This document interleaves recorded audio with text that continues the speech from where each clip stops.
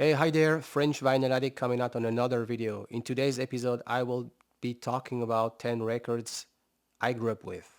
Well, 10 albums that did matter to me, that shaped my musical education back in the days. And one of the reasons why I had this idea is because I did watch lately very interesting videos on that subject. The one is a French YouTuber, Wanted Wax. He's got a channel. He made a video about his passion for music score, cinema, and music in general, and how it began with because of his father. And speaking about father-son relation, the other one is another video from Rob Walker, Let the Music Play. He's got a very nice channel too, very nice guy. He posted a video about a couple of days ago with his son, and it's interesting to see how the relationship evolves, where he's the one who obviously shape his son's musical education back in the days, and now it's the quite the opposite. His son, he introduces to his father with more modern, with another band. So really cool subject. So yeah, 10 records that did matter to me. Very, very cool. And today's selection will be albums, vinyl my parents bought back in the days. So I grew up in the 90s. My parents were really cool, really music lover, I would say. They had a great collection of vinyl records they bought from mid 70s up to late 80s, 80s something. So here we go. The first one is that one I would start with. I would like to start with. This is John Lennon. This is Imagine, a very important album in my journey to music. This is the very first album I was introduced with. Um, Iconic album released in 1971. This is the Lennon's second solo album he made after the Beatles breakup, as you know. And I listened to that record quite lately, and I was surprised to see how modern it still sounds to my ears. And I just take a look. I just took a look at the personal who just helped Lennon on that record, and it's amazing. It's quite the creep of the crop of the back in the days rock music scene. You find a lot of great people on that album. Alan White, the drummer who took part of the Plastic Ono Band back in the days, who will be replacing Bill Bruford. Yes, the year after that album, George Harrison, Klaus Foreman, his friend, he met back in the days when the Beatles were playing in Hamburg. Phil Spector, of course, a lot of great people on that album. So this is John Lennon, Imagine. The second one is that one. This is Van Halen's debut album. Very heavy, very powerful. I think I was around 14 years old when I discovered the music of the 70s, of the late 70s, hard rock, heavy metal, can we say. So yeah, and I really like this album today. Really got me. It's an incredible cover version they made out of King's song, and David Lee Roth on vocal, the brother. There were two brothers. Van Halen were born originally in the Netherlands, and they moved when they were like very young in California. And freaking genius, Eddie Van Halen, when it comes to play guitar. Sadly passed away a couple of years ago, and yeah, still really like this album. The third one, I don't have any vinyl copy of that album. We had this album on cassettes. I will just put a picture of that album. This is Queen. This is the greatest hit.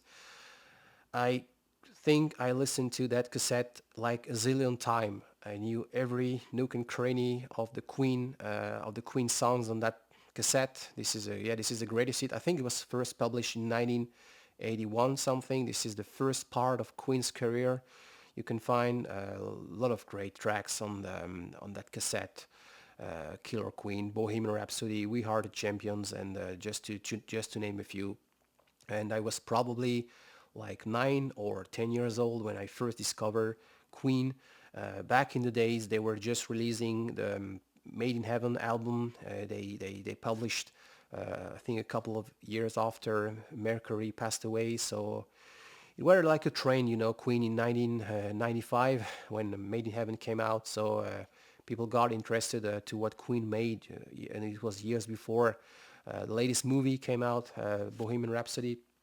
that great movie.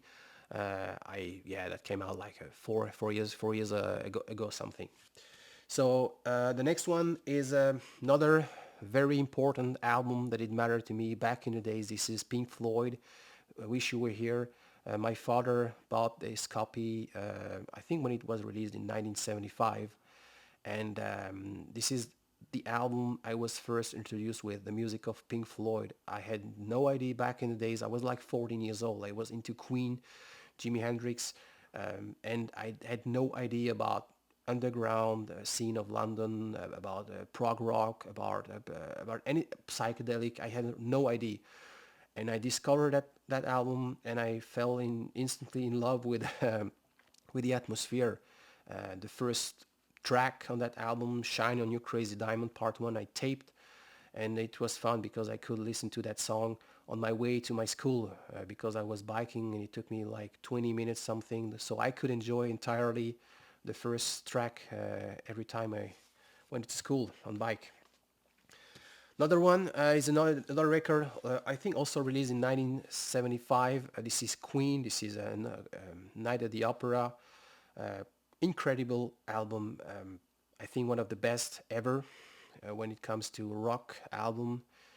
You can see all the influences for Mercury taste on one album, the love he had for jazz music, classical music, and all these. So you have songs that sound like songs from the 1920s, Seaside Rendezvous, for instance, Love of My Life, which is a great song he made for the love of his life.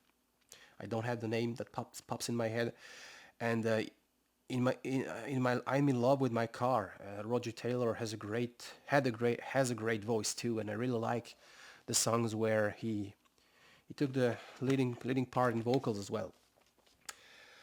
The next album is no surprise because if your mom or your sister was born in or grew up in the 70s as a teen, a lot of chances that she likes that band back in the days, and my mom was no exception. She really liked this band. She had all the albums. We even have a special Polish pressing made in Poland in our collection. Very cool. And this is ABBA. I'm not especially an ABBA freak, though I recognized that they were freaking good musicians and the way they compose arrangement, harmony, vocals. It was a good job. I'm not a ABBA fan just to say the truth, but I can really appreciate that music. Plus, I live in a small apartment, so I cannot listen to all day long my stuff. I have to please to my wife sometimes. So sometimes we play those ABBA because my wife's mother was also ABBA freak. So this connects our both mothers, I would say. The next one is another classic band. This is the Wings. This is McCartney's post-Beatles career. Um, Great selection of songs he made with the Wings in the first part of the career, of the first part of the Wings in the 70s. The first album I was introduced with, of course, I discovered Wings, the Beatles, when I was probably 11 years old. Mall of Kintyre, incredible ballad, great song I still love to this day. And now I have all the albums, studio albums they made. My probably one of my favorite is Venus and Mars. Don't know why, but still I really like what he made with the Wings. Another one is a classic Supertramp, Breakfast in America. I think my father bought this record when it came out in 1979, and he remembered that you could or we could hear that record everywhere on the plane, in grocery store. He took a trip to Canada back in the days, and he remembered this album was everywhere. It's not my favorite. It's not a lot of people's vinyl enthusiasts' favorite album. I think even in the quietest moment or Crime of the Century is often ranked at the first place. Though I find really interesting this album, and I remember I couldn't say barely speak English, cannot cannot do, still cannot, and I tried to translate the lyrics to French English back in the days, and I didn't have English class back in the day, so I took a little bit of advance, I would say, because of that record, of the logical song.